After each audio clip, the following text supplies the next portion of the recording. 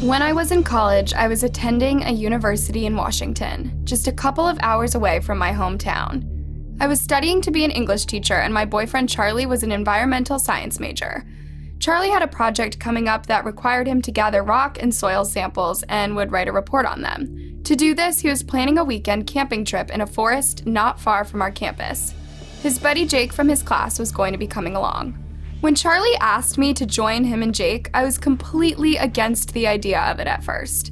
It was November, so it was pretty chilly out, and it was always raining in Washington. But I could see how much this meant to Charlie and how much he wanted me to go.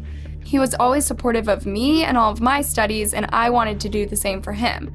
So I told him I would go. When I tell you a camping trip is probably the worst activity I can imagine doing over a weekend, I mean it. I have always hated it with such a passion. I can't stand the bugs, the mud, or the fact that there are no restrooms. Plus, we would be out in the middle of nowhere where we would have literally no cell service. To say I'm addicted to my phone is putting it lightly, so this was going to be tough for me. Of course, I didn't tell any of this to Charlie. He was so happy gathering up all the supplies we were going to need for the trip. As we walked through the local sports and supplies store to pick out a tent and outdoor cooking supplies, he had a huge smile on his face. He was rambling on and on and on about different types of soil and samples of things he was hoping to find during our trip.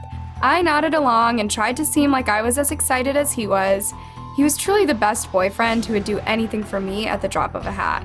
I thought about the countless nights he spent helping me make flashcards for one of my upcoming tests instead of watching football with his friends, or there were times he woke up extra early to get me a Starbucks coffee and bring it to me at my dorm before class. A couple of days getting rained on in the woods was the least I could do for him. The plan was to leave after we finished classes on Friday afternoon. We would spend Friday and Saturday night in the woods and get back home on Sunday. I was absolutely dreading this. I put on old clothes, ones that I didn't care if they got dirty, and strapped on a pair of hiking boots that Charlie bought me. We gathered our things up and then got into Charlie's Jeep to pick up Jake. As we drove through the forest, the guys chatted excitedly about the trip while I sat in silence. Eventually, we reached the parking lot at the edge of the forest. There were no other cars there, which was not a surprise to me. Who wanted to go hiking in this weather? It had been drizzling all day. We got out of the car, strapped on our backpacks, and began making our way through the woods. Since once we got deeper into the woods, we wouldn't be able to use the GPS on our phones, Charlie was relying on a paper map. Occasionally, he would hand it to Jake, who would double check that we were going in the right direction. The woods were thick, and with the gray sky overhead, it was pretty dark. It felt like we had been walking for hours, and I was sure I had blisters on both of my feet. The boys, who had been chatting excitedly at first, were now more quiet. There was a certain spot in the woods where we were planning to set up camp. Once we got there, it would be a short walking distance away from a small lake. The boys would be able to get all the rock and soil samples they would need there. I could tell it was taking us longer to get there than the boys had expected. They were arguing a little, something that was completely unlike them. Jake kept saying we were going in the wrong direction, but Charlie insisted he knew where we were. I could tell it was getting late because it was even harder to see where we were going. It had gotten so dark. At last, Charlie let out a loud groan. We need to pitch a tent now and call it a night. If we wait any longer, it'll be too dark. We just have to try again in the morning. Charlie got the tent set up while Jake started a fire so we could have some dinner. Our dinner was a can of beans each, and my stomach was still grumbling when I was finished, but I kept quiet. We decided to go to bed early that night. We all slept in the same clothes we had been wearing and let the fire burn outside of our tent to try and make the cold more manageable. I curled myself up against Charlie in my sleeping bag and held on to him for body heat, but it didn't make the cold any less miserable. Right when I thought I had almost managed to get to sleep, I heard a strange screaming sound that sounded far away. It caused me to sit up straight. "What's wrong?" Charlie murmured, clearly still only half awake. "Jake, where's Jake?" Charlie sat up and looked around the tent. He seemed surprised to notice that Jake's sleeping bag was empty. "Jake?" He crawled to the entrance of the tent, unzipped it, and then called out Jake's name again. The sound that followed was the most terrifying sound I had ever heard in my life. It was Jake's voice, but he was screaming like he was being tortured. I could only identify one of the words that he was screaming, and it was help. I put my hands over my ears because I couldn't stand another second of the screaming. "Stay here," Charlie hissed at me as he climbed out of the tent, as if I could even dream of leaving what little safety I had left. I climbed as far down into my sleeping bag as I could and tried to pretend that I was invisible. It felt like hours before Charlie came back to the tent.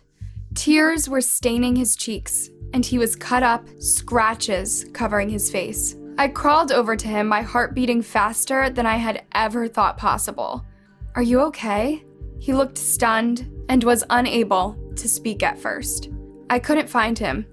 I could hear him screaming and I kept running towards his voice, but then he went quiet. I couldn't see anything and I kept running into things. I grabbed his hand to try and make him feel better. We tried to piece together what could have happened. Jake must have woken up and had to go to the bathroom, so he left the tent. Something must have gotten him, a bear, a mountain lion, something. He was either dead or laying around severely injured now. I was shaking. I was so scared, and all I wanted to do was get out of these woods and go home. Whenever we reached self-service, we would be able to call 911. Maybe there would still be hope for Jake. But Charlie insisted that we couldn't go anywhere until the daylight. It would be too hard to get out of the woods in the dark, and whatever had attacked Jake was still out there. The rest of the night was absolutely miserable. All we could do was huddle together, listen to the sound of the rain pouring on our tent, and hope that whatever predator was out there wasn't coming for us next. Sleep was no longer a possibility. It felt like ages before the light finally began to come into our tent. It was finally morning. Charlie was organizing our things so that we would be ready to go as soon as possible. All of a sudden, I heard him gasp, and I turned to see what was wrong. "The map," he said in a panicked voice. "Jake must have taken the map with him because it's not here." Charlie was pacing around the tent while I sat on the ground and tried to avoid having a panic attack. Finally, he seemed to calm down. He told me he thought he could find the way. He studied the map before we left, and he remembered most of it. Feeling slightly more hopeful, we climbed out of the tent and got ready to go. I was the first one out of the tent, so I saw it first. It was the most horrible sight I had ever seen. It was Jake. I could tell by the clothes, even though a bag had been placed over his head. He had been tied up high in the trees with ropes. His clothes were tattered and covered in blood. I knew this was not the work of an animal, but something much darker. Charlie grabbed my arm and began pulling me forward. I could tell he was in a state of shock because he didn't cry. "We need to go now." We left the tent behind, only bothering to carry our backpacks. Charlie would have me continuously check my phone to see if I could get any service, but I would only do so every 30 minutes or so in hopes of making my battery last as long as possible. Every time I checked, there was still no service. I had no idea if we were going the right way or not. I just had to trust that Charlie knew what he was doing. We had been walking for several hours when all of a sudden there was a horrific howl coming from somewhere in the woods behind us. It didn't sound like an animal, but like something more demonic. It took everything in me not to scream. We took off running as fast as we could, the howls getting louder and louder. Whatever it was getting closer to us. Charlie urged me to keep running. At one point, I looked over my shoulder and saw a creature that looked like it belonged in a nightmare. It looked like a giant gorilla standing at least 10 feet tall. It had fangs instead of teeth. In its hand was Jake's baseball cap. I screamed at the top of my lungs and began running even faster. At last, there was a clearing, and to my amazement, I saw Charlie's Jeep parked right where we had left it. I immediately dialed 911. When we got back to town, we spent hours talking to detectives and park rangers about what we had experienced. Rangers combed the forest and were able to retrieve Jake's body, but could find no sign of the creature that killed him. To this day, the creature still roams the woods free. Every night, I hear his tortured screams in my dreams.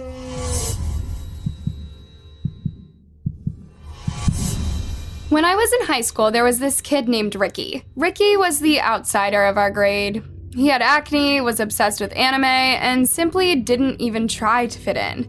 Kids were mean to him, and I mean really mean. They would write terrible notes on his locker, put thumbtacks on his seat, and mess with his lunch when he wasn't looking. He didn't do anything to fight back. I felt terrible for him and went out of my way to try and be as nice as possible to him. There was a tradition at our school that the seniors would take part in every year. A few weeks before graduation, everyone would have a campout outside the school. We would roast hot dogs and make s'mores. There were always a few kids that would sneak some booze in. It was a great way to bond with everyone one last time before we all went our separate ways in college. On the Friday of the campout, Ricky sat down in his usual seat next to me in history class. I tried to make polite small talk with him. "You going to the campout tonight?" I asked him, figuring the answer was probably no. Ricky had a strange look on his face. "I might show up later," he muttered. "You should, it's gonna be fun," I encouraged him. He just stared at me with an expression that I couldn't quite read. That night at the campout, I was gathered around a campfire with some of my close girlfriends.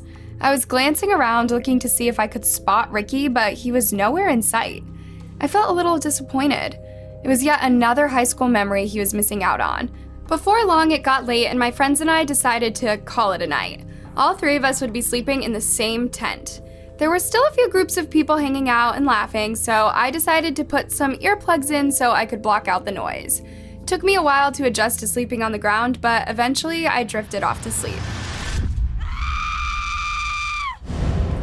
I was jolted awake by the sound of screaming.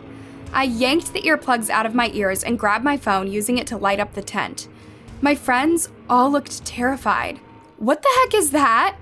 I asked, my voice shaking. "Maybe some guys are playing a prank on the girls," one of my friends said, but I didn't think this was right. I could tell the screams were screams of terror. "I'm going out there to figure out what's going on," but my friends grabbed onto me tightly, not letting me go.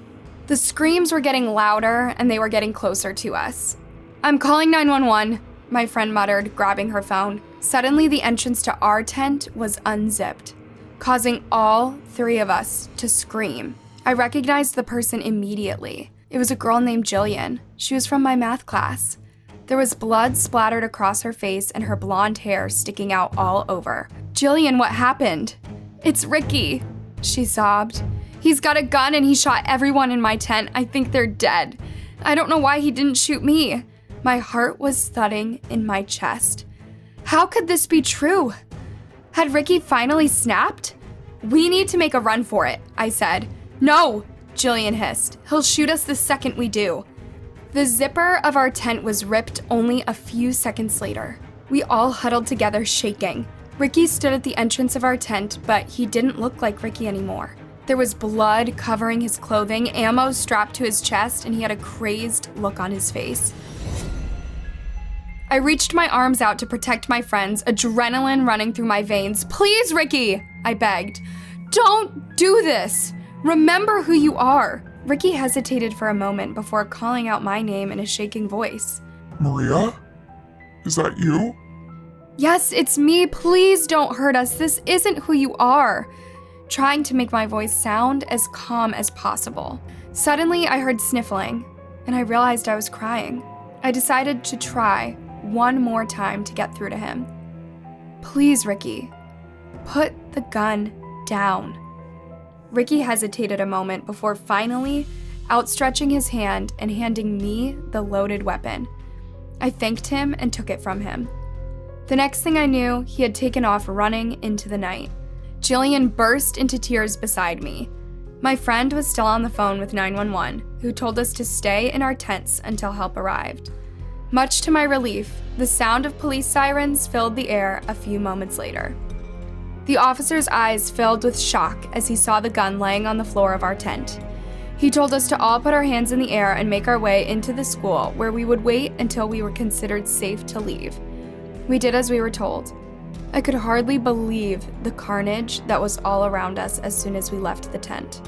Lifeless bodies were laying on the ground, and people were being loaded up into stretchers. They found Ricky a short time later and he confessed to everything. 7 people had been killed during his bloody rampage. It seemed that he had been targeting the people who had made fun of him the last 4 years. I know what Ricky did was wrong and terrible, and I feel awful for the families of the kids who died.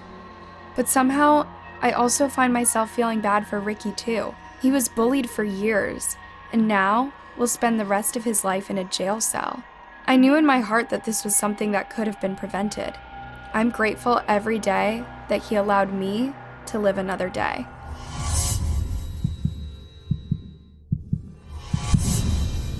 When I was a little kid, my elementary school playground bordered a forest. Going into the forest was very much against the rules, and everyone was told that they needed to always stay where a teacher could see them. Of course, there were a lot of kids, and the teachers couldn't always keep their eyes on everyone all of the time. Every recess, there were at least a couple kids that would venture out into the woods. The forest was considered a place of adventure, and the further you could get in without being caught, the cooler you were. I was about 12 years old at the time, and I was very much a teacher's pet. I didn't do anything to get in trouble and always stayed on top of my schoolwork. That was until I met Chris, a kid who was also in the 4th grade like me, but in a different class. Chris was an extremely talented artist who would pass me little handmade items whenever we passed each other in the hallway. Sometimes it was an origami crane, and other times it was a drawing or a handwritten letter. I had the biggest crush on him. On one particular day, Chris passed me in between classes and told me that my surprise was hidden in the tallest oak tree, just inside the forest. I was immediately nervous. I knew how much trouble I could get in if I was caught going into the forest, but I also knew how much I was desperate to see what Chris had left me. During recess that day, I took a look around, and the second that I knew all the teachers had their backs turned, I raced into the forest at full speed. I knew just the tree Chris had been talking about. It was way taller than any of the other trees near the outskirts of the forest. I found it without any problems and quickly saw what Chris had left me. It was a tiny, hand-painted Christmas ornament of an angel hanging from one of the lower branches. I smiled and reached out to grab it when all of a sudden, I felt a set of strong hands gripping my waist. I immediately went into panic mode and began fighting and kicking as hard as I could. When I looked over my shoulder, I could see my attacker. It was a middle-aged man. He was dressed strangely. He was wearing a wolf costume, like the kind you would get for Halloween, even though it was nowhere near Halloween. When I realized I was much too weak to fight him off, I did the only thing I could think of. I sunk my teeth right into his arm. I knew I had hurt him badly when I felt his blood fill my mouth. The bite caused him to release me, and I took off running back towards my school. The second I got to a teacher, I explained what happened, and the police were called immediately. When they arrived at my school, they told me I was a very lucky girl, and that if I hadn't fought as hard as I could, I would have likely ended up dead in some shallow grave in the woods. Never again did I enter those woods without an adult. If you liked this video, check out the other recent videos on Anna Horror, and sleep tight.